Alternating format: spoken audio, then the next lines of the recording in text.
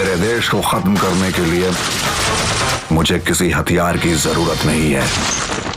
संघर्ष 2 खेसारी लाल का यह मूवी पूरे बॉलीवुड में तहलका मचा के रख दिया। जी हाँ दोस्तों, भोजपुरी सिनेमा जगत की बात तो छोड़ ही दे, क्योंकि खेसारी लाल यादव बॉलीवुड में तहलका मचा दी अपनी इस मूवी से, संघर्ष 2 से। खेसारी लाल यादव की यह मूवी देख के बड़े बड़े एक्टर हैरान है। जी हाँ दोस्तों, यह मूवी भोजपुरी सिनेमा जगत की नंबर 1 मूवी बन चुकी है, संघर्ष 2। दोस्तों आपको बता दें, खेसारी लाल का यह मूवी 60 से 70 लाख रुपए कमा चुकी है। जी हाँ, इस मूवी का टीजर पूरा भोजपुरी जगत में बवाल मचा के रख दिया है।